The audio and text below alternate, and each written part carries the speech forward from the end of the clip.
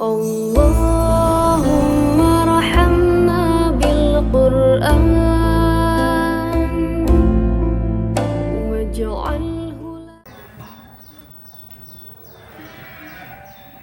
Bismillahirrahmanirrahim. Assalamualaikum warahmatullahi wabarakatuh. Waalaikumsalam warahmatullahi wabarakatuh. Jalan-jalan pergi ke Batam. Kurang kompak. Jalan-jalan pergi ke Batam. Jangan lupa makan ikan. Dari cara menjawab salam, jamaahnya belum sarapan. Sudah sarapan, Bu? Oh, puasa Kamis ya?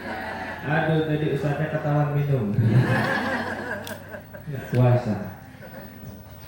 Kita bersama-sama bersyukur kepada Allah Subhanahu wa Ta'ala dengan mengucapkan Alhamdulillahirabbil alamin.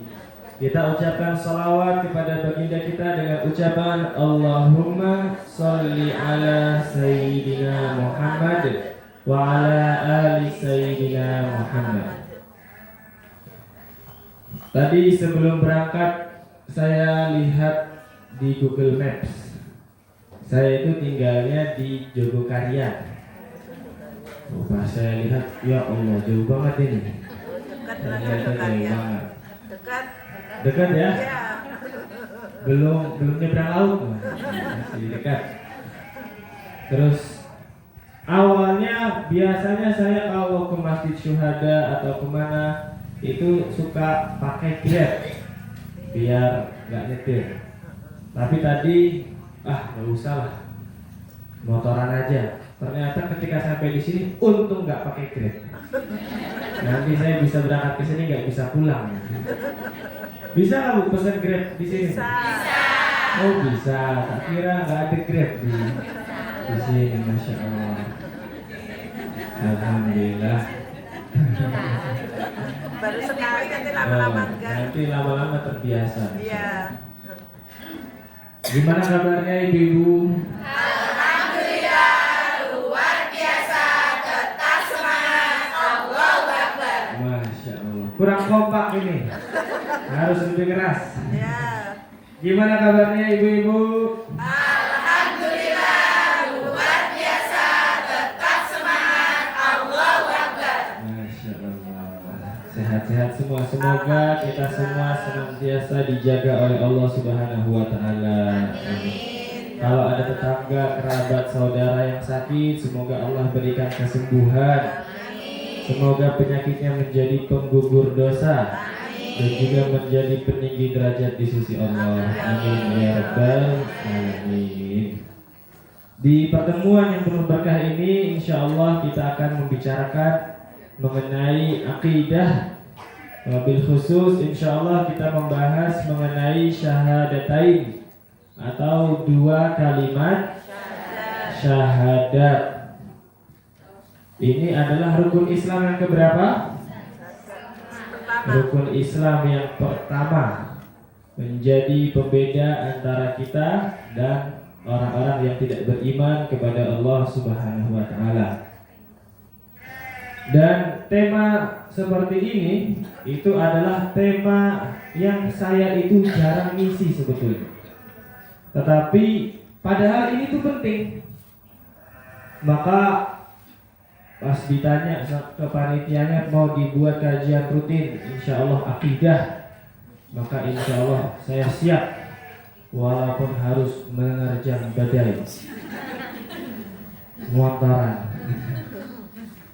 Karena ini betul-betul penting ya. Saya dulu juga makanya ketika kuliah tadi disampaikan kuliah jurusannya akidah dan juga filsafat. Akidah itu untuk memperkuat keyakinan kita kepada Allah Subhanahu wa Ta'ala dan juga Rasulnya. Adapun kalau belajar filsafat itu justru untuk membentengi akidah kita dari pemikiran luar.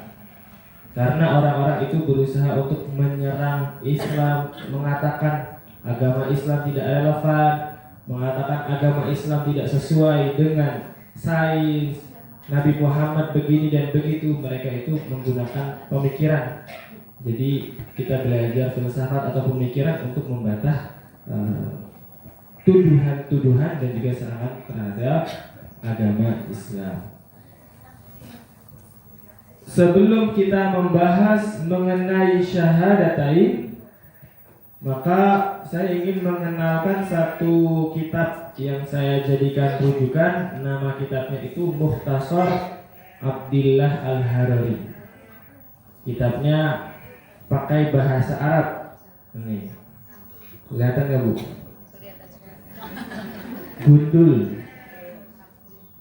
Saya dulu waktu baru pulang dari Mesir, ada yang nggak yakin saya ini ustaz, karena saya ngisi acaranya anak muda, ada nggak pakai peci, bajunya baju biasa kasual, tapi ngisi di masjid. Akhirnya ada satu yang nanyanya pakai bahasa Arab. Wah, saya tahu di situ orang ini berarti ngetes. Akhirnya saya jawabnya juga pakai bahasa Arab. Nah, jadi insya Allah kalau tadi yang dijelaskan oleh moderator itu buku Cinta Dalam Angka Menyamai Cinta, itu buku ya, bukan film. Jadi walaupun kata orang saya ini ganteng, tapi bukan pemain film, penulis buku. Dan alhamdulillah ini ada istri saya di situ. Nah, itu yang cantik itu. Insya Allah kita akan membahas mengenai akidah, tetapi kita perlu mengetahui dari dasar terlebih dahulu bahwasanya di sini dijelaskan dalam kitab Al-Mu'allif atau penulisnya berkata, yajibu ala kafatil mukallafin, wajib bagi seorang mukallaf atau seluruh mukallaf untuk beragama Islam. Pertanyaannya, siapakah mukallaf itu? Siapa yang disebut sebagai mukallaf? Mukallaf itu kriterianya 3. Nah, ini dicatat. Mukallaf adalah yang pertama al-baligh atau orang yang sudah akil baligh. Berarti kalau anak kecil bukan mukallaf. Yang kedua adalah al-aqil. Artinya dia ini berakal. Laki-laki ataupun perempuan, kalau dia berakal dan dia sudah balik, dia masuk kategori ini. Dan yang ketiga adalah telah sampai dakwah Islam kepadanya. Dakwah Islam yang sebenarnya.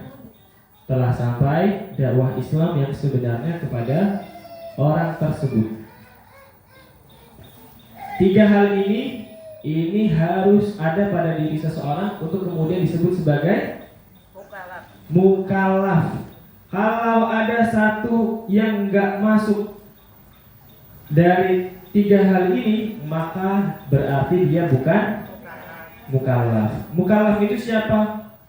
Berasal dari kallafa yukallifu. Allah berfirman, la yukallifullahu nafsan illa wus'aha. Allah tidak membebani seseorang kecuali sesuai dengan kemampuannya. Mukallaf itu adalah orang yang dibebani hukum-hukum syariat. Salah satunya yang paling pertama dibebani hukum syariat justru adalah beragama Islam. Kemudian juga ibadah, sholat, puasa dan sebagainya itu hanya wajib bagi mukallaf. Maka dahulu pernah suatu ketika Imam Asy-Syafi'i ketika sedang mengajar di Masjidil Haram di bulan suci Ramadan, mengajar masalah-masalah fikih, mengajar beberapa masalah bahasa, tiba-tiba beliau ketika sambil mengajar, beliau lagi bulan Ramadan di siang hari, tiba-tiba beliau minum Bismillahirrahmanirrahim. Kemudian jamaahnya itu, loh, kok panjenengan nggak puasa? Kata Imam Asy-Syafi'i, saya belum balik, maka saya belum mukallaf, belum wajib berpuasa. Jadi Imam Syafi'i udah boleh mengajar di Masjidil Haram padahal beliau belum balik. Saking cerdasnya Imam Syafi'i meskipun sejak masih kecil. Kemudian ini juga nanti menjadi jawaban. Bagaimana kalau dengan misalnya kita punya saudara, punya kerabat, punya tetangga yang Allah uji dengan penyakit di pikirannya, di akalnya. Akalnya gak sempurna. Ada yang misalnya Down syndrome, ada yang mungkin terkena autisme dan sebagainya. Maka itu kalau memang tidak sempurna akalnya, itu bukan mukallaf. Artinya kalau misalnya dia suatu ketika perempuan membuka kerudungnya, itu tidak berdosa. Atau kok diajarin sholat susah, itu tidak berdosa. Begitu pula kalau misalnya bulan Ramadan, dia nggak bisa kita tuntut untuk berpuasa, lapar pengen makan, maka dia tidak berdosa. Dan yang ketiga tadi apa? Setelah sampai dakwah Islam kepadanya. Dakwah Islamnya ini tolong digaris bawahi terus ditambahin. Dakwah Islam yang sebenarnya. Kenapa perlu garis bawah seperti itu? Ini untuk menjawab dua hal. Yang pertama, ini nanti menjadi jawaban bagi panjenengan atau siapapun yang bertanya, Ustaz, gimana hukumnya orang-orang yang ada di pedalaman, belum pernah sampai dakwah Islam, mereka nggak sholat, mereka masih makan yang haram dan sebagainya. Kalau belum pernah sampai dakwah Islam kepadanya, mereka bukan mukallaf. Atau ada anak lahir dari orang tua yang belum beriman, mereka bukan mukallaf kecuali telah sampai dakwah kepada mereka. Dan dakwah Islam yang sebenarnya maksudnya bagaimana?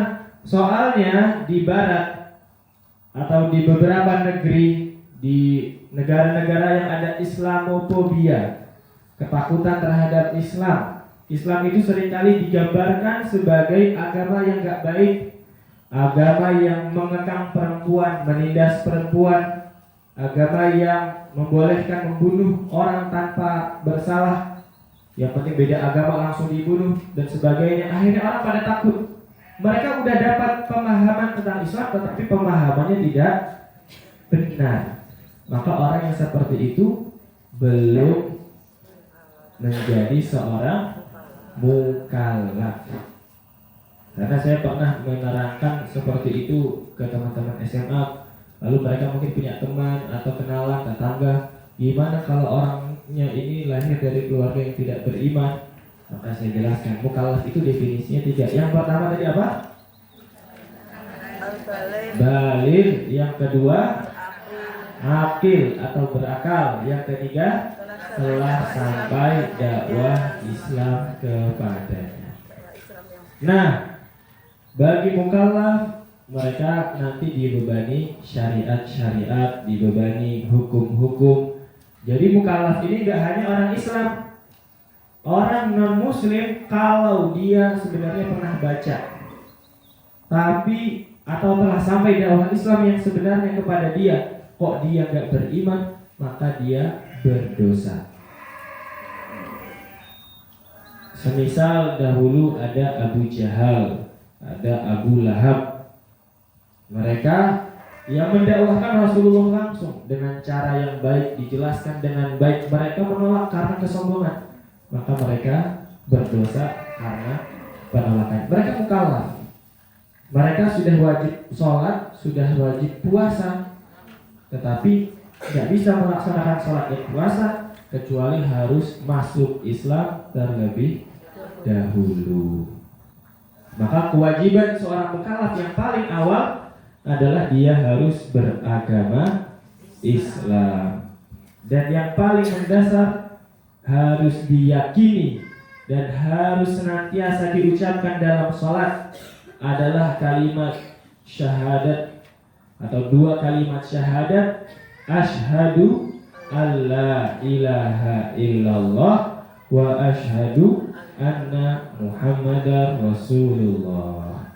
Dan pada pagi hari yang penuh dengan keberkahan ini, insya Allah kita akan membahas mengenai makna 2 kalimat syahadat secara ringkas, dan kita juga akan bahas bagaimana penerapannya dalam kehidupan.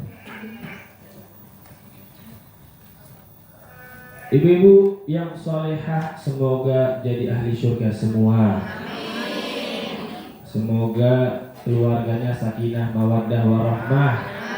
Anak-anaknya soleh solehah. Hartanya barokah. Jadi sembari anak-anaknya sekolah, suami-suaminya pada bekerja, ini ibu-ibu solehah masya Allah menuntut ilmu, thalabul ilmi. Dan ini adalah diantara ilmu yang paling penting untuk kita pahami, yaitu ilmu akidah. Asyhadu an la ilaha illallah wa asyhadu anna Muhammadar Rasulullah. Asyhadu artinya adalah aku bersaksi. Tetapi apa maksudnya bersaksi? Apa yang dimaksud dengan bersaksi? Asyhadu ini maknanya adalah ada terbagi menjadi 3. Asyhadu lalu 3 garis. Atau aku bersaksi maksudnya adalah 3 hal. Yang pertama, aku bersaksi itu maknanya adalah aku mengetahui dengan akalku. Aku mengetahui dengan akalku. Yang kedua, aku meyakini dengan hatiku. Aku meyakini dengan hatiku. Dan yang ketiga, aku mengakui dengan lisanku. Asyhadu, aku bersaksi. Apa yang pertama? Mengetahui dengan akalku. Yang kedua, meyakini dengan hatiku. Yang ketiga, mengakui dengan lisanku. Ini baru disebut sebagai bersaksi. Kalau ada salah satu di antara 3 hal ini enggak ada pada diri seseorang, dia belum dianggap bersyahadat.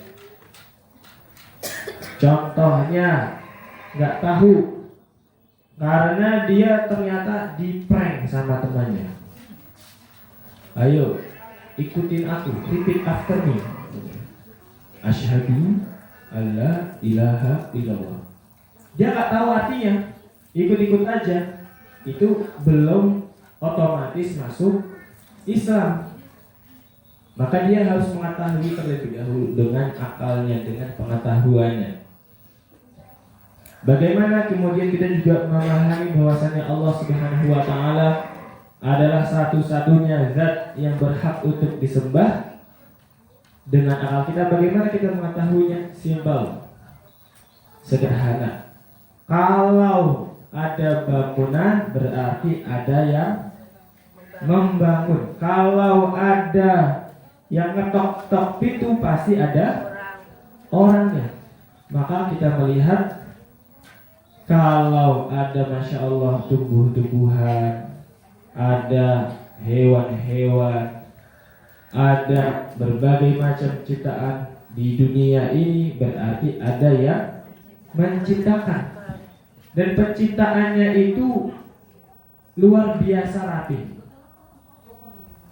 Setiap diri kita ini punya sidik jari. Sidik jari. Manusia itu ada kurang lebih sekarang 8 miliar manusia. Dan gak ada satupun orang yang sidik jarinya sama. Jadi di alam raya ini, kata sebagian pengamat peneliti, ada yang namanya pola, ada yang namanya kode. Ada yang namanya pola, ada yang namanya kode. Kalau pola itu misalnya ada di di tumbuh-tumbuhan daun bentuknya sama seperti itu, tetapi nanti ada beberapa hal yang berbeda. Itu disebut sebagai pola, mirip. Tetapi ada juga yang disebut sebagai kode. Kode itu kalau kita lihat, kita langsung tahu maknanya apa? Kita langsung tahu bahwa ini bukan sekedar pola. Salah satu contohnya adalah sidik jari. Kemudian contoh lainnya adalah DNA manusia. Kita semua itu DNA-nya berbeda-beda. Dan setiap DNA itu membawa kode. Kalau pola terjadi nggak sengaja mungkin aja. Misalnya ada bola jatuh di di pasir, di tanah gitu ya. Kalau ada lingkaran-lingkaran beberapa, itu berarti pola. Mungkin saja nggak sengaja. Tetapi kalau misalnya di tanah ada tulisan tolong, kira-kira itu kebetulan atau ada yang nulis? Pasti ada yang nulis. Kenapa? Kalau yang tadi bulat-bulat itu mungkin pola, tetapi kalau tulisan tolong itu bukan lagi pola, itu kode.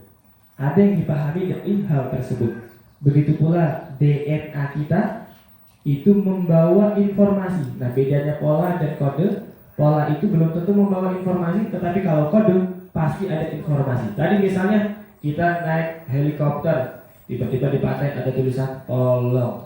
Informasi yang kita dapatkan apa? Berarti ada orang yang minta tolong, walaupun mungkin kita nggak melihat orangnya, tetapi karena ada kode tersebut, berarti ada yang membuat kode. Nah, DNA kita, sidik jari kita itu bukan pola, buktinya berbeda-beda. Itu adalah kode. Orang misalnya ditemukan kerangka, maka kemudian diambil sampelnya dari tulang mayat tersebut, nggak ada mukanya sudah habis, sudah gosok terbakar, seperti kasus kemarin di salah satu mall yang terbakar, ditemukan 2 kerangka. Maka dari kerangka tulangnya diambil DNA-nya, sampel DNA, dicek. Ada informasi, cuman ini belum pasti, ini kerabatnya siapa. Maka kemudian ada yang mengaku kehilangan saudaranya. Coba dicek DNA ayahnya, dicek. Oh, ternyata ada informasi yang cocok. Berarti orang ini mayatnya, jenazahnya adalah memang anaknya orang yang hilang. Ini adalah kode. Dan setiap kode pasti ada yang membuat. Kalau pola mungkin aja kebetulan pohon jatuh, ada bekasnya. Pohon jatuh ya begitu, buah jatuh, atau segala macam ya seperti itu pola. Tetapi kalau kode di mana itu membawa informasi, pasti ada yang membuat. Maka dengan akal kita bisa memahami, oh, di dalam diri kita bahkan ada tanda-tanda kekuasaan Allah. Berarti ada yang menciptakan kita, ada yang mengatur kita, dan itu adalah Allah Subhanahu wa ta'ala. A'lamu, aku mengetahui dengan akalku, wa a'taqidu dengan hatiku, dan aku meyakini dengan hatiku. Betul-betul kita yakin bahwa Allah Subhanahu wa ta'ala yang menciptakan kita. Kalau ada orang, dia mungkin tahu tetapi hatinya belum yakin, hatinya masih bimbang, maka walaupun dia melafalkan, itu belum otomatis masuk Islam. Yang ketiga adalah mengakui dengan lisan. Jadi kalau ada orang tahu, yakin, tetapi tidak pernah mengucapkan, dia tidak dihukumi sebagai seorang Muslim. Contohnya siapa? Paman Nabi Sallallahu Alaihi Wasallam, Abu Jahal. Abu Jahal apa Abu Talib? Abu Talib apa Abu Lahab? Abu Talib. Abu Talib itu beliau udah tahu terlebih dahulu sebelum yang lain tahu bahwa Muhammad adalah Rasul. Apa buktinya? Apa buktinya, Bu? Pokoknya kalau pengajian sama saya itu, kalau saya tanya tenang, nanti saya jawab sendiri. Apa buktinya? Abu Talib sudah tahu bahwa Muhammad itu adalah atau akan menjadi Rasul ketika Abu Talib membawa Muhammad yang masih 10 tahun itu ke negeri Syam untuk diajari cara berdagang. Maka ketika di perjalanan ketemu sama seorang pendeta Nasrani, pendeta Bahira. Ketika pendeta itu melihat ada tanda-tanda pada diri Muhammad kecil, berupa awan yang senantiasa menaunginya. Lalu ada tanda di belakang punggungnya. Di punggungnya itu, di antara kedua bahunya itu ada khatamun nubuwah, tanda kenabian, berupa bulu-bulu yang berkumpul seperti itu. Maka pendeta tersebut berkata kepada Abu Thalib, "Siapa anak ini?" "Dia adalah anak saudaraku," anaknya Abdullah, adiknya. "Bawa pulang dia ke negerimu dan jangan sampai orang Yahudi tahu, karena kalau mereka tahu anak ini akan dibunuh." Apa yang dilakukan oleh Abu Thalib? Dibawa pulang. Artinya sebenarnya dia yakin, dia tahu ini anak akan menjadi rasul. Begitu pula ketika Rasulullah akhirnya berdakwah, Abu Thalib itu mengizinkan istrinya dan juga anak-anaknya masuk Islam. Bahkan beliau juga menjadi pembela kaum muslimin, pembela Rasulullah. Tahu, tetapi sampai akhir hayatnya tidak pernah mengucapkan dua kalimat syahadat, asyhadu alla ilaha illallah wa asyhadu anna Muhammadar Rasulullah. Allah berfirman, innaka la tahdi man ahbabta walakinallaha yahdi man yasha. Masya Allah, ini firman Allah kepada Rasulnya, kepada kekasihnya. Kata Allah, wahai Muhammad, sesungguhnya engkau tidak bisa memberikan petunjuk kepada orang yang engkau cintai. Jadi kalau ibu-ibu mencintai suaminya, mencintai anak-anaknya, mencintai orang tuanya, mencintai saudaranya, kok kita coba nasehatin masih aja angel, kok rakapok-kapok. Kata Allah, bahkan Rasulullah saja tidak bisa memberikan hidayah, petunjuk kepada pamannya yang sangat beliau cintai, karena pamannya yang ngurus beliau dari kecil, yang membawakan Nabi Muhammad untuk melamar ibunda Khadijah. Perjalanan hidupnya itu dibersamai terus oleh Abu Thalib yang membela dakwah Nabi ketika dimusuhi oleh kaumnya. Rasulullah itu aman karena Abu Thalib sebagai penjamin. Kalau ada yang mengganggu berarti Bani Hashim akan marah kepada dia. Tetapi ternyata Rasulullah juga gak bisa memberikan petunjuk kepada yang beliau cintai. Walakinallaha yahdi man yasha. Tetapi Allah lah yang memberikan petunjuk pada siapa yang dia kehendaki. Nah, ini adalah makna dari kata asyhadu. Ada tiga. Yang pertama tadi apa? Mengetahui dengan akal. Yang kedua, meyakini dengan hati. Yang ketiga, mengakui dengan lisan. Jadi kalau misalnya ada tetangga, teman, saudara bilang ke panjenengan, "Yu, aku wis paham, aku yakin bahwa agama Islam yang benar, aku pengen masuk Islam, tolong tuntun aku."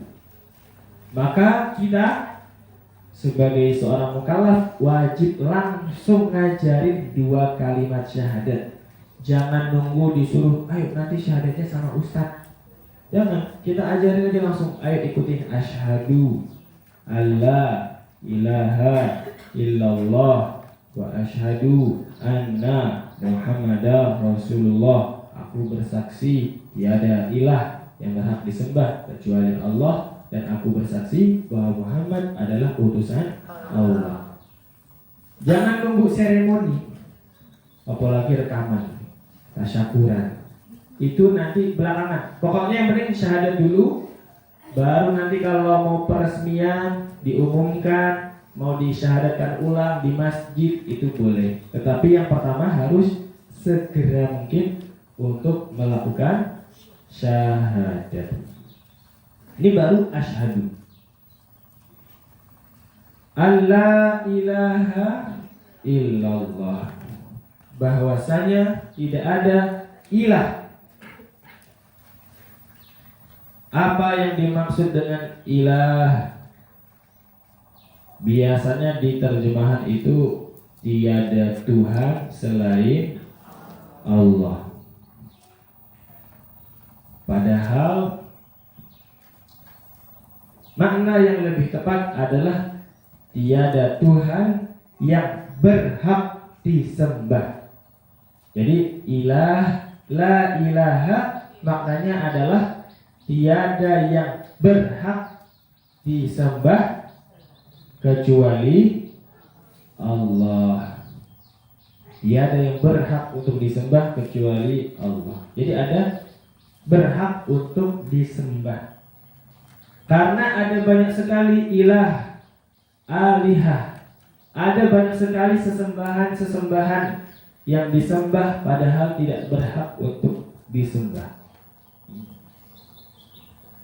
Ada manusia-manusia yang disembah. Ada pohon-pohon yang disembah. Ada setan-setan yang disembah, jin-jin yang disembah. Saya dulu pernah berdakwah di Brastagi. Ada yang tahu Brastagi? Bukan makanan ya. Mentang-mentang ada berasnya jadi tidak makan. Puasa. Brastagi itu di Medan, di Sumatera Utara, tapi di Kabupaten Karo, 2 jam dari Medan. Nah, orang-orang Karo itu mereka ada sebagian dari mereka masih menyembah namanya Togu. Togu itu adalah setan. Mereka menyembah setan. Ritualnya nanti di pohon-pohon ngasih sesajen seperti itu. Disembah setannya. Ada orang. Kebanyakan orang-orang pedalaman mereka itu menyembah setan-setan atau mengatasnamakan leluhur.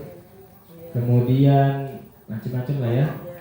Itu adalah alihah atau sesembahan-sesembahan yang tidak berhak untuk disembah.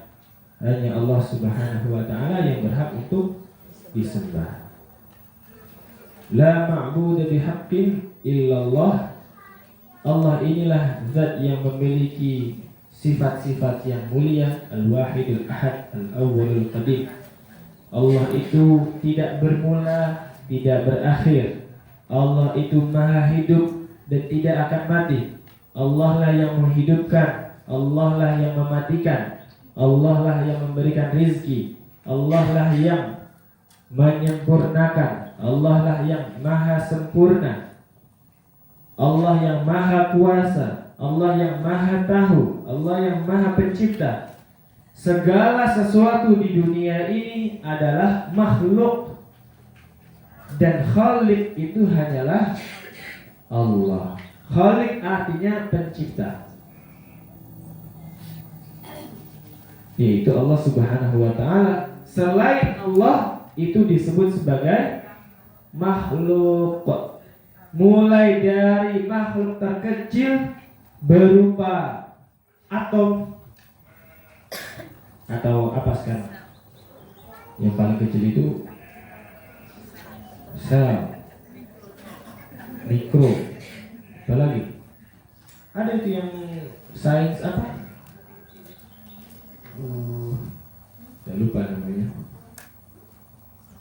Dunia kuantum. Nah, jadi sekarang itu kuantum sains, ada kuantum, ada dunia yang sangat kecil. Di dalamnya atom itu masih ada lagi benda-benda seperti itu. Mulai dari yang terkecil seperti itu sampai makhluk Allah Subhanahu wa ta'ala yang paling besar, yaitu Arsh. Bacanya Arsh, bukan Arsy ya. Arsh, Ain Ra Shin, Arsh. Arsh itu adalah atapnya surga Firdaus. Jadi surga itu ada tingkatan, 7 tingkatan. Yang paling tinggi nanti ada atapnya, yaitu Arsh. Itu adalah makhluknya Allah Subhanahu wa ta'ala. Wa yahmilu arsya rabbika fawqahum yawma idzin samaniyah. Surat apa itu? Wa yahmilu arsya rabbika yawma idzin fawqahum samaniyah. Surat apa? Wallahu a'lam. Surat apa ya? Al-Haqqah atau Al-Ma'arij, saya lupa juga. Dan memikul arsy-Nya Tuhanmu itu pada hari kiamat nanti ada 8 malaikat. Kata Nabi SAW, setiap malaikatnya jarak antara telinga sampai pundaknya itu perjalanan 500 tahun. Ini yang memikul. Yang dipikul lebih besar lagi yaitu arsy. Tetapi Allah Subhanahu wa taala tidak membutuhkan arsy. Kana Allahu wala makan wa huwal an ala ma alaihi kan. Allah, tadi kan Allah itu adalah khaliq, selainnya adalah makhluk. Allah yang menciptakan, selainnya adalah diciptakan. Dicipta artinya ada awalnya. Sedangkan Allah itu tidak memiliki awal. Artinya ada ungkapan seperti ini, kana Allahu wala makan. Jadi segala sesuatu di dunia ini itu ciptaan Allah. Baik yang berupa materi tadi, entah itu kuantum sampai dengan arsy-Nya Allah, maupun ruang. Ini kita berada di ruang. Maupun waktu. Itu semua adalah ciptaan Allah Subhanahu wa taala. Kita bertempat, itu semua adalah ciptaan Allah. Warna, kemudian gelap, terang, itu semua ciptaan Allah. Langit, bumi, semuanya ciptaan Allah. Dan ada ungkapan kana Allahu wala makana. Allah ada sebelum Allah menciptakan segala sesuatu, wa huwal an ala ma alaihi kan, dan Allah tetap ada setelah menciptakan segala sesuatu. Allah tidak berpindah, Allah tidak bergerak, Allah berbeda dengan seluruh makhluknya. Jadi salah satu ciri-ciri pencipta, pembuat itu pasti berbeda dengan yang dibuat. Semirip apapun kita bikin sesuatu, bikin gambar, bikin robot, bikin apa segala macam, pasti yang menciptakan berbeda daripada apa yang dia ciptakan. Allah Subhanahu wa taala Maha sempurna. Kita ngantukkan, Allah tidak mengantuk. Allahu la ilaha illa huwal hayyul qayyum la ta'khudhuhu sinatun wa la naum. Allah tidak mengantuk dan juga tidak tidur. Kita butuh makan, Allah enggak butuh makan. Kita mohon maaf buang air, Allah tidak buang air. Kita apalagi ilmunya kita berasal dari nggak tahu apa-apa, lalu kita belajar baru dapat ilmu. Setelah belajar bisa lupa pula. Nanti setelah selesai, tadi ustadznya ngomong apa? Nggak tahu. Aku ikut-ikut aja. Tadi pantun ustadznya bagus pantunnya. Itu ilmunya manusia. Kita dari nggak tahu belajar, kemudian bisa lupa. Tetapi ilmunya Allah Subhanahu wa taala tidak berubah sama sekali. Hidupnya kita membutuhkan makan, membutuhkan kesehatan, membutuhkan macam-macam. Hidupnya Allah tidak membutuhkan apa-apa. Jadi kalau kita melihat ada sifat-sifat Allah Subhanahu wa taala disebutkan di Asmaul Husna, itu cuma kemiripan dalam istilah saja. Hakikatnya sangat-sangat berbeda. Seperti surga juga seperti itu. Misalnya disebutkan di dalam surga nanti ada susu, ada khamr, ada madu. Nanti di surga ada sungai madu. Mau nggak Bu berenang di sungai madu? Lengket. Sungai madu atau sungai susu atau sungai macam-macam itu hanya penyebutannya aja yang sama. Biar nggak pernah, surga itu nggak pernah terlintas di pikiran. Kenikmatannya nggak pernah dipandang, nggak pernah dipandang mata, nggak pernah terdengar oleh telinga. Maka penyebutan Nabi Shallallahu Alaihi Wasallam tentang nikmat-nikmat surga atau yang ada dalam Al-Quran itu hanya supaya kita bisa ngebayangin sekilas aja. Tetapi hakikatnya nggak seperti itu. Di surga itu buah-buahan nggak ada kulitnya, bisa langsung dimakan. Ada apel, ada segala macam. Tetapi sebetulnya hakikatnya rasanya namanya aja mirip apel, tetapi rasanya sangat jauh berbeda. Teksturnya juga sangat berbeda. Ada telur. Telur itu pun juga beda-beda di bumi di dunia ini. Ada telur busuk, namanya telur, tetapi ternyata isinya busuk. Ada yang telur rebus, ada yang telur setengah matang, telur asin, ada lagi telur 1000 tahun. Ada yang pernah nyoba nggak telur 1000 tahun? Oh, nggak pernah nyoba kan? Saya pernah. Itu masakan Cina. Jadi telurnya itu warnanya hitam dan dikupas hitam, tapi transparan. Rasanya enak. Nggak tahu cara bikinnya saya juga. Tetapi itu macam-macam telur.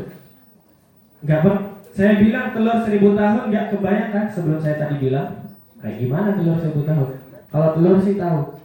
Nah, surga itu nggak pernah terdeskripsikan, nggak pernah terlihat, nggak pernah ada yang merasa.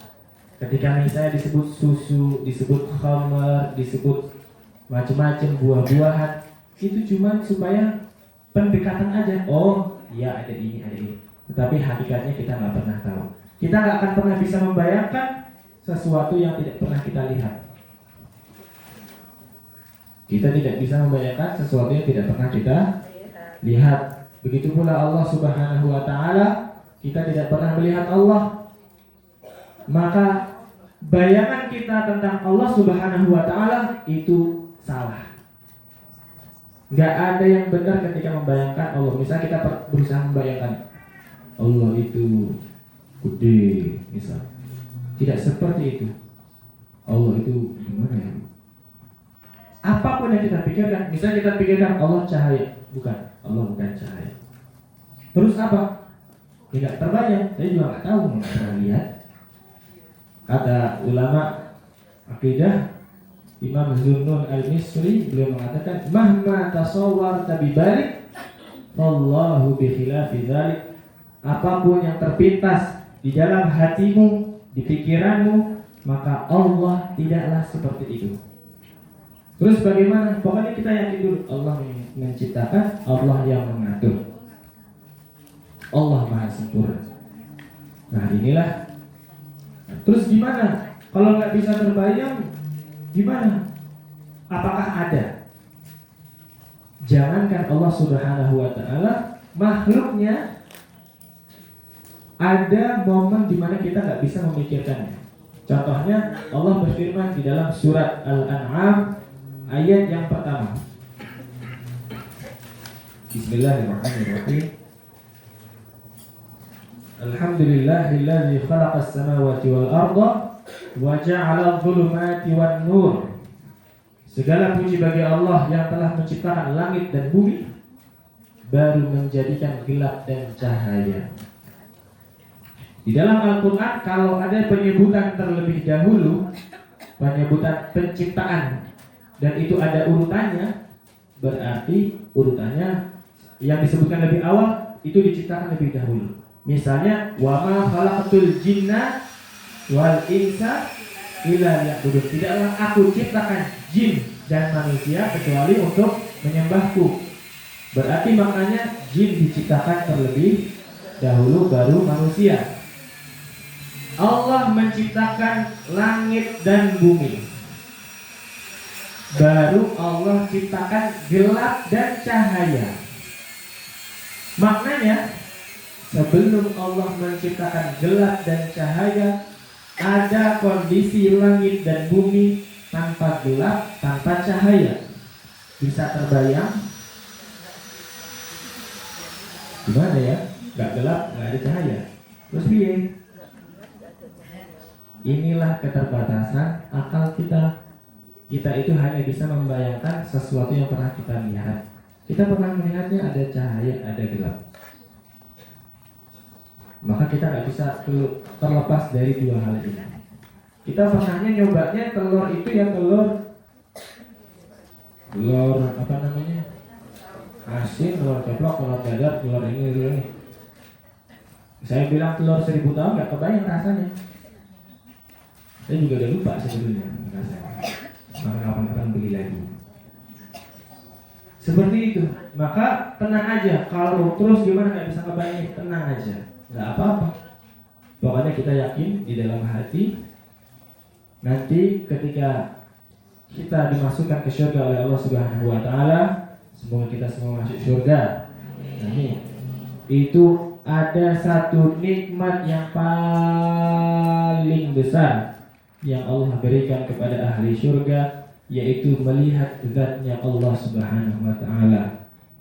Bagaimana caranya? Wallahu a'lam. Tetapi kata Nabi SAW, nikmat surga yang tertinggi itu bukan buah-buahan, bukan istana, bukan bidadari, bukan bidadara, bukan yang lain-lain, tetapi melihat Allah Subhanahu wa ta'ala. Bagaimana caranya? Wallahu a'lam.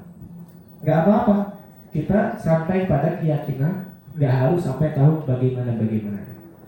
Karena gak ada satupun dari kita yang melihat Allah Subhanahu wa ta'ala.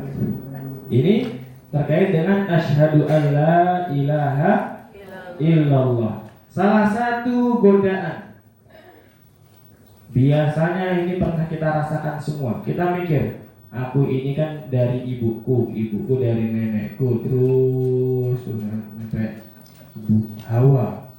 Ibu Hawa diciptakan dari Nabi Adam. Nabi Adam diciptakan oleh Allah. Kita kadang mikir, terus yang nyiptain Allah siapa ya? Pernah mikir begitu? Tenang aja, nggak kafir insya Allah ya.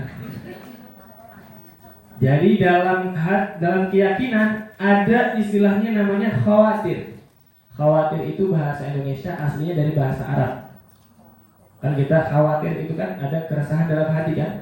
Ketika kita khawatir itu berasal dari bahasa Arab khawatir. Khawatir itu adalah lintasan hati. Kadang tiba-tiba kita kepikiran sesuatu, entah itu di dalam sholat, entah itu ketika berhidup sehari-hari.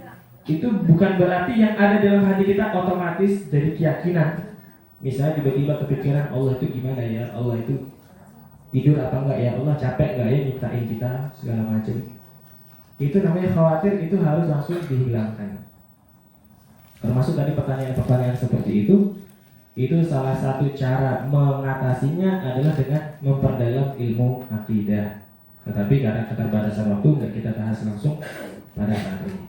Yang kedua, kita ingin membahas mengenai wa asyhadu anna Muhammadar Rasulullah. Ternyata sisa 10 menit. Kita bahas secara singkat saja. Asyhadunya tadi sama. A'lamu, a'taqidu, a'tarif. Aku mengetahui, aku meyakini di hati, dan aku ucapkan dengan lisan bahwasanya Muhammad bin Abdullah bin Abdul Muttalib itu adalah utusannya Allah Subhanahu wa ta'ala. Harus dihafalkan nama nabi, nama ayah, nama kakeknya, biar gak ketukar sama Muhammad bin Abdullah yang lain.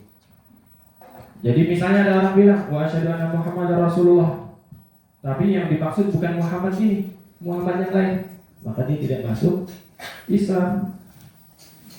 Siapa nama ayahnya? Abdullah. Nama kakeknya? Abdul Muttalib. Nama bapaknya Abdul Muttalib? Abu Thalib. Abu Thalib anaknya. Namanya adalah Hashim. Muhammad bin Abdullah bin Abdul Muttalib bin Hashim bin Abdi Manaf Al-Qurashi. Jadi kalau setiap orang harus tahu Muhammad sampai kakeknya. Kalau dalam satu daerah harus tahu sampai Abdi Manaf 5. Fardu kifayah. Kalau fardu ain sampai Abdul Muttalib. Nah, Rasulullah Shallallahu Alaihi Wasallam Nabi Muhammad ini adalah wa asyhadu anna Muhammadan Rasulullah. Apa yang dimaksud sebagai Rasulullah? Maknanya adalah dia adalah hamba dan juga utusan Allah kepada segenap makhluknya, yaitu kepada manusia dan jin.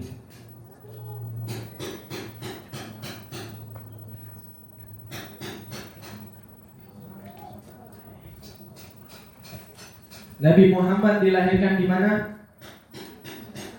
Di kota Mekah. Dikuburkan di mana? Di Madinah. Ini yang pasti kita ketahui. Jangan sampai kita mikirnya Nabi Muhammad lahir dan meninggal di Mekah, itu keliru. Muhammad lahir di Mekah, meninggal di Madinah. Beliau berhijrah ke kota Madinah. Dan kita meyakini konsekuensi Muhammadur Rasulullah SAW adalah kita percaya terhadap semua kabar yang beliau sampaikan.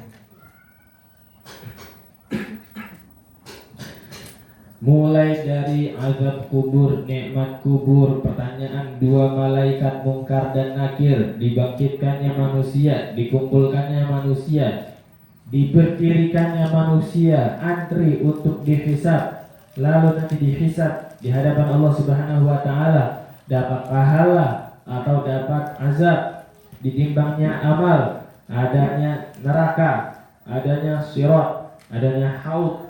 Haud itu telaga Nabi Shallallahu Alaihi Wasallam.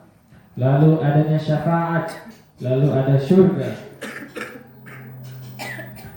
Wa ru'yatu lillahi ta'ala, dan memandang kepada Allah Subhanahu wa taala fil akhirah, pada hari akhirat, bila kaifin wala makanin wala jihad.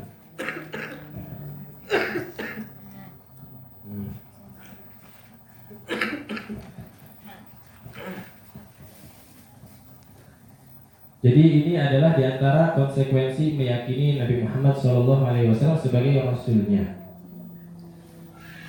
yaitu beriman kepada Allah sampai nanti beriman dengan hari akhir.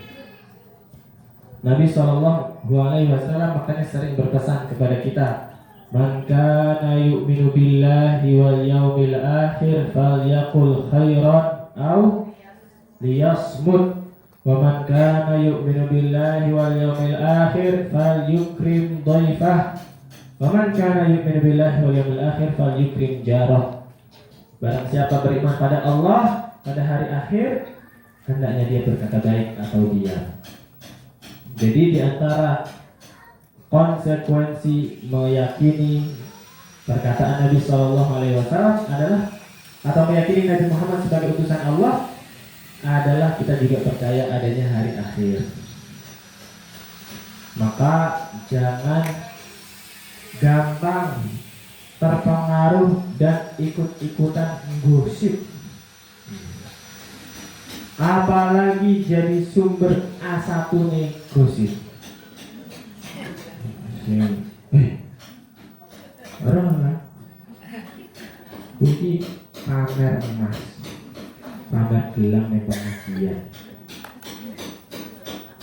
wih masih imitasi, padahal hoax. Misalnya, akhirnya satu jamaah pengajian percaya. Ini jangan, ini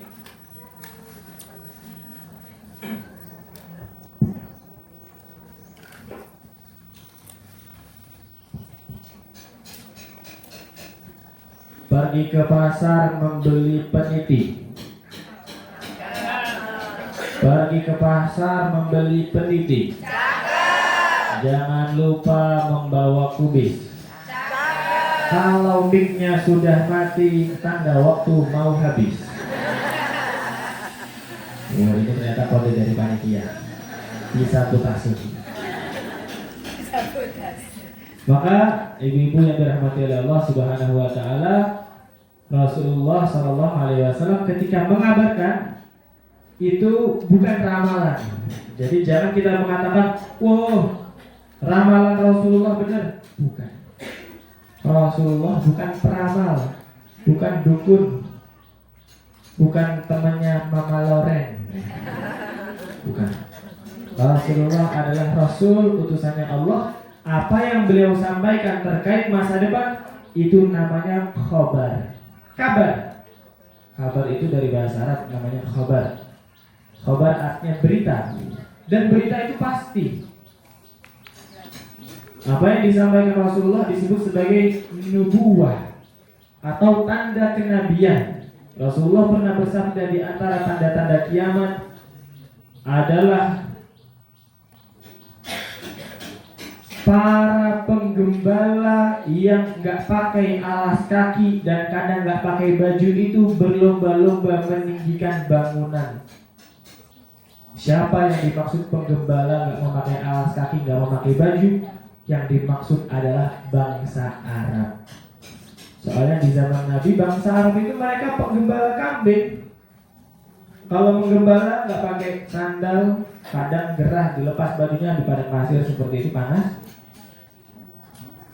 Kata Nabi SAW, bangsa itu akan berlomba-lomba meninggikan bangunan.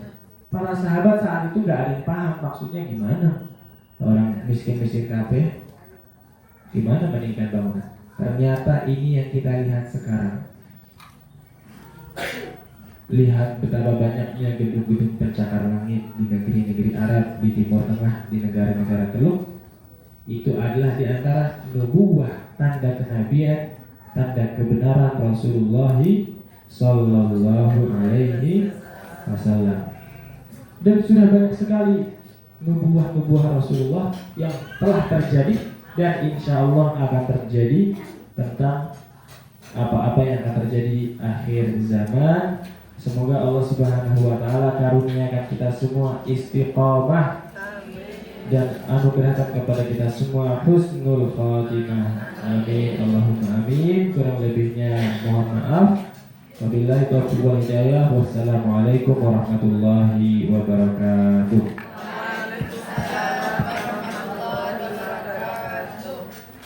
Ibu masih semangat Ibu? Semangat. Ada yang tidur? Ya, Ya, alhamdulillah. Ada pelatihan bisa buat melek ya Bu ya. Alhamdulillah. Masya Allah tadi sudah disampaikan, masih awal banget ya Ustaz ya. Tadi saya tertarik sama tadi Ustaz yang beberapa hal bukti kita mengakui adanya Nabi Muhammad sebagai utusan Allah dengan tadi ya percaya akan apa Bu? Bisa, pertanyaan bisa banyak banget tadi ya Ustaz ya. Nah nanti mungkin insya Allah bisa dibedah juga ya Ustaz ya gitu ya. Nah untuk awalan tadi sudah dijelaskan tentang makna asyhadu alla ilaha illallah wa asyhadu anna Muhammadan Rasulullah. Nah pada kesempatan kali ini saya berikan kesempatan kepada jamaah sekalian. Jika ada yang ingin bertanya, monggo silahkan angkat tangannya. Saya akan memberikan linknya. Ada terkait akidah ini? 2 saja ya, karena nanti harus jemput anak. Oh iya. Gini, kan berapa Ustaz? Sudah disebut sempat ini? TK. Oh TK. Ya ada yang bertanya? Ibu-ibu? Ya monggo. Sebentar, saya kasihkan mic-nya biar didengar oleh semua jamaah. Minta tolong dibantu.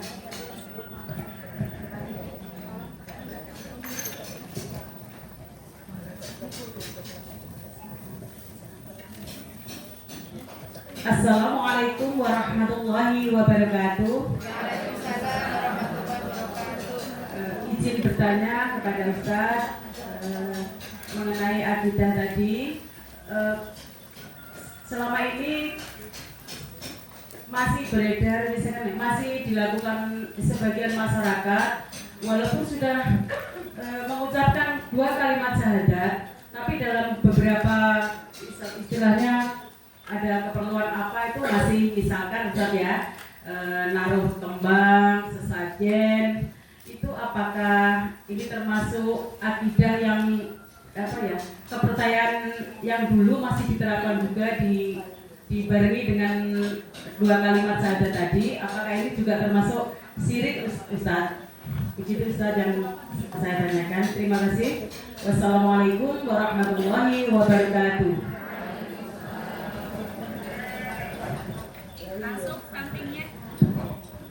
Assalamualaikum warahmatullahi wabarakatuh. Izin bertanya Ustaz, yang saya sampaikan, yang saya tanyakan, mohon maaf, tentang Allah. Ya, kita tidak diperkenankan atau tidak untuk mengarah Allah itu seperti apa gitu ya. Tapi kadang-kadang kita di sekeliling kita itu ada anak kecil yang tanya, Allah itu di mana? Allah itu bagaimana? Dan kadang kalau suruh sholat itu Allah kan katanya di mana? Kok semuanya bisa lihat kita gitu seperti itu. Nah, gimana cara kita untuk menjelaskan? Terima kasih. Wassalamualaikum warahmatullahi wabarakatuh. Waalaikumsalam warahmatullahi wabarakatuh. Yang pertama tadi terkait bagaimana dengan perilaku sebagian orang, misalnya menaruh bunga atau sesajen di pohon atau di batu atau di tempat-tempat tertentu. Jadi di antara yang perlu kita yakini bahwasanya Allah Subhanahu wa taala adalah satu-satunya zat yang menjadi pemberi manfaat dan juga pemberi mudarat. Hanya Allah Subhanahu wa taala yang menyembuhkan, hanya Allah Subhanahu wa taala yang memberikan rezeki. Maka konsekuensinya adalah kita menganggap selain Allah Subhanahu wa taala itu hanya sebagai sebab. Jangan kita meyakini bos kita yang ngasih rezeki. Jangan kita meyakini pekerjaan kita yang ngasih rezeki. Jangan kita meyakini dokter yang menyembuhkan, obat yang menyembuhkan. Itu nggak boleh. Jadi kita terus bagaimana dalam menyikapi itu? Kita berniat, ya Allah, aku menjadikan ini sebagai sebab. Aku mau mencari rezeki yang Engkau sebarkan di bumi. Ya Allah, aku ke dokter ingin mencari sebab kesembuhan, karena Allah menciptakan kesembuhan melalui beberapa sebab-sebab. Nah, terkait dengan mempercayai benda-benda tertentu atau orang-orang tertentu, dia kepercayaan ini nanti berbeda-beda, beragam. Ada yang kepercayaannya adalah langsung meyakini bahwa misalnya benda itu atau penunggu benda itu bisa memberikan manfaat atau mudarat. Artinya tandingannya Allah Subhanahu wa taala. Dia misalnya, aku doa enggak pernah terkabul. Udahlah, aku enggak doa lagi, enggak mintanya sama Allah, mintanya sama jin misalnya. Maka itu jatuh ke dalam kesyirikan. Ada lagi yang melakukan seperti itu, dia meyakininya dengan keyakinan yang salah. Misalnya dia meyakini bahwa dengan seperti ini nanti dapat barokahnya misalnya.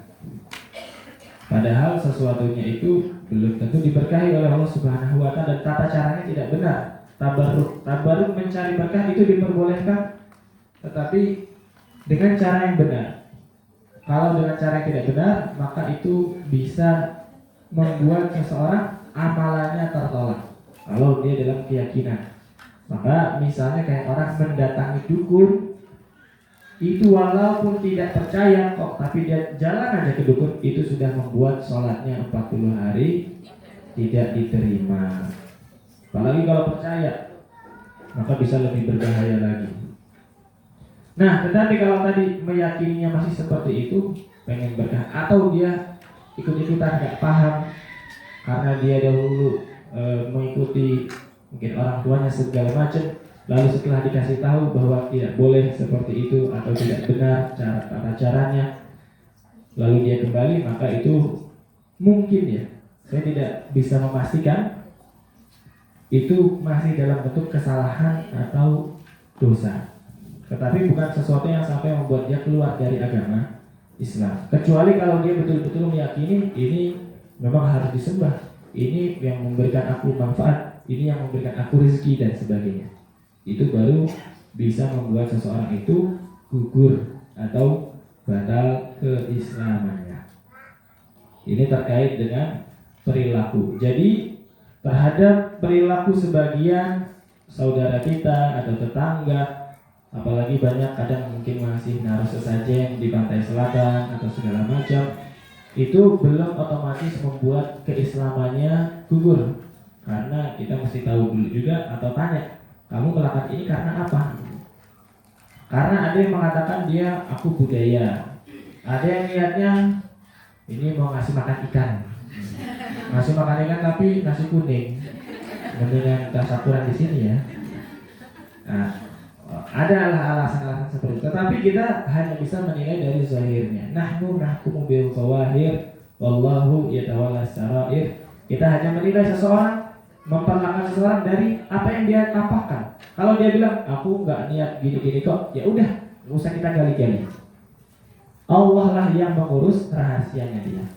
Termasuk kalau tadi misalnya Abu Thalib, zahirnya dia nggak bersyahadat, tapi hatinya dia beriman misalnya. Maka secara perlakuan kita atau perlakuan Nabi, ya dia dihukumi bukan Muslim. Tetapi apakah nanti Allah ingin menghargai keimanannya, itu terserah Allah Subhanahu wa Ta'ala. Ada sebagian ulama mengatakan Abu Thalib itu bukan Muslim, tetapi dia mukmin. Artinya dia tidak bersyahadat, tetapi hatinya beriman dengan keimanan yang benar, bahwasanya Nabi Muhammad adalah Rasulullah. Maka seperti itu. Jadi kita nggak bisa menilai dari perilaku orang secara kasat mata. Kalau mau menghukumi, tanya dulu. Makanya dalam urusan riddah, istilahnya kemurtadan, kita itu nggak bisa asal tunjuk, kamu keluar dari agama Islam, kamu kafir. Enggak.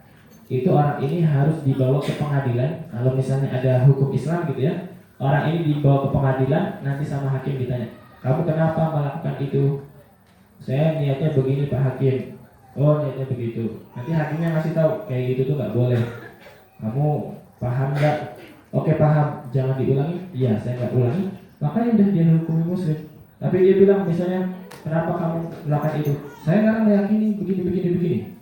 Itu nggak boleh. Kamu pemahamannya keliru, bisa membatalkan Islam. Enggak. Pokoknya saya meyakini seperti ini. Maka dia baru dihukumi keluar dari Islam. Kayak gitu. Yang kedua tadi, bagaimana kita mengajari anak-anak kita terkait dengan Allah Subhanahu wa Ta'ala, padahal Allah itu tidak terbayangkan, nggak bisa dijelaskan tentang dirinya secara zatnya Allah Subhanahu wa Ta'ala secara detail. Ditanya di mana dan sebagainya. Maka salah satu jawaban yang Allah Subhanahu wa Ta'ala jelaskan di dalam Al-Qur'an, wa idza sa'alaka 'ibadi 'anni fa inni qarib. Al-Qur'an surat Al-Baqarah ayat saya lupa nomor ayat. Fa inni qarib 186. Al-Baqarah ayat 186. Kalau hambamu bertanya kepadamu tentang aku, tentang Allah Subhanahu wa Ta'ala, fa inni qarib, aku itu dekat dengan mereka. Kenapa aku harus sholat? Allah itu sayang sama kamu, Allah itu ngawasin kamu. Nanti kalau kamu sholat, Allah semakin sayang. Emang Allah di mana? Emang Allah gimana ngelihatnya? Allah itu selalu dekat sama kita. Allah itu selalu mengetahui kita. Allah itu memperhatikan kita terus. Kita nggak bisa melihat Allah, tetapi Allah melihat kita. Kita jelaskan seperti itu aja, nggak perlu kita jelaskan misalnya Allah ada di mana-mana, itu tidak seperti itu. Allah tidak di mana-mana, atau Allah juga tidak berada di satu tempat tertentu, tidak. Tetapi kita jelaskan Allah itu dekat dengan kita, karena Allah menjelaskan seperti itu di dalam Al-Quran. Wa idza sa'alaka 'ibadi 'anni, kalau ada hamba-hambaku bertanya kepadamu tentang aku, jawablah fa inni qarib, aku itu dekat. Demikian pula saya ngajarin anak-anak saya, Allah itu dekat. Allah senang kalau kamu sholat, Allah senang kalau kamu ngaji, Allah senang kalau kamu baca Al-Quran, semangat segala macam. Nanti kalau baca Al-Quran, kalau sholat, ngaji, kalau kita bingung, waduh, makin susah nih pertanyaannya. Wes pokoknya sholat aja. Timbang umat atau kita salah jawab gitu ya. Nanti kalau kita salah jawab pertanyaannya makin susah Bu, makin kita bingung lagi. Iya, anak-anak sekarang berpinter. maka kita jawab, pokoknya kita suruh dulu, engko apa ustadzmu? Itu PA. Maka seperti itu. Nggak apa-apa kita jelasin secara umum aja. Ayo salat. Seperti itu. Wallahu a'lam bishawab. Cukup Ustaz, masih ada waktu nggak Ustaz? Cukup. Cukup banget cukup. Cukup. Jadi yang masih punya pertanyaan akidah yang dijelaskan sama Ustaz di bagian pertama ini bisa disimpan, dicatat di buku catatannya. Insya Allah jika Ustaz berkenan untuk bisa melanjutkan di pertemuan berikutnya. Alhamdulillahirrahmanirrahim. Ada closing statement Ustaz untuk pertemuan hari ini? Atau ada puisi lagi, pantun yang mau disampaikan sebelum penutupan?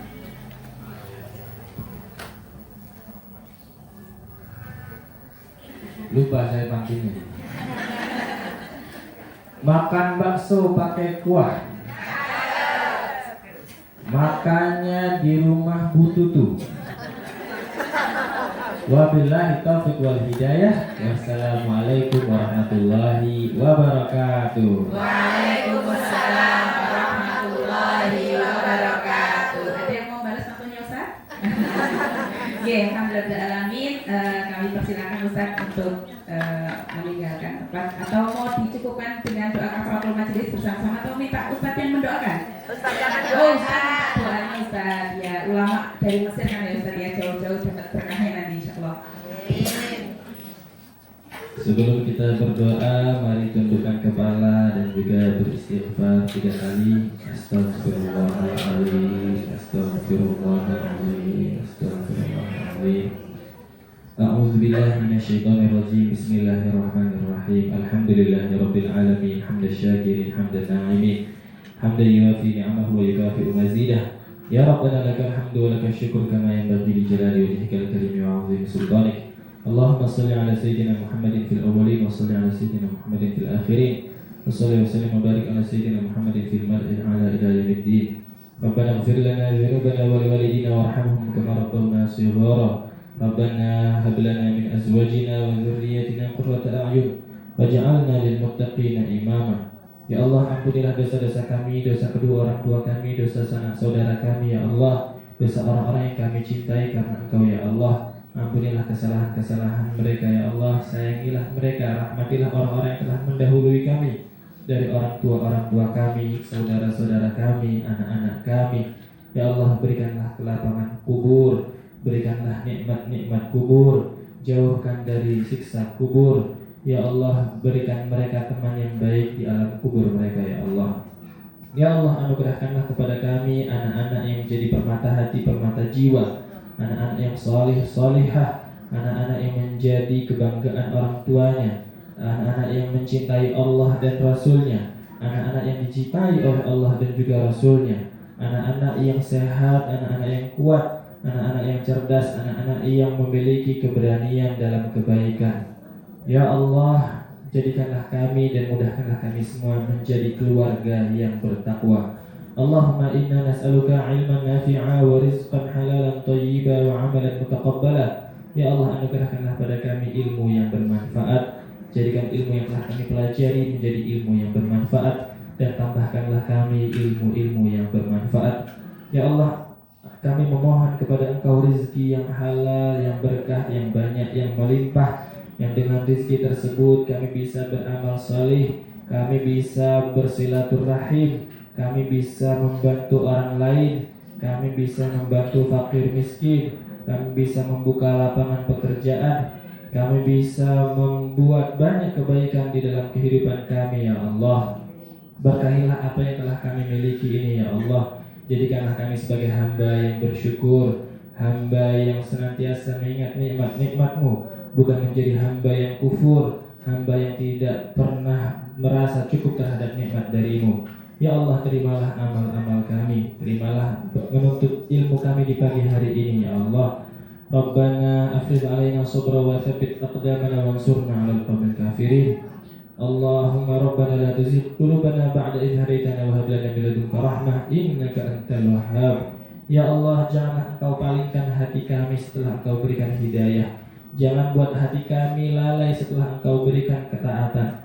Jangan buat hati kami lupa setelah Engkau tambahkan ilmu ya Allah. Mudahkan kami untuk istiqamah sampai kami menjumpai husnul khatimah. Rabbana atina fid dunya hasanah wa fil akhirati hasanah wa qina adzabannar. Wassallallahu ala nabiyyina Muhammad wa ala alihi wa sahbihi wasallam. Walhamdulillahi rabbil alamin.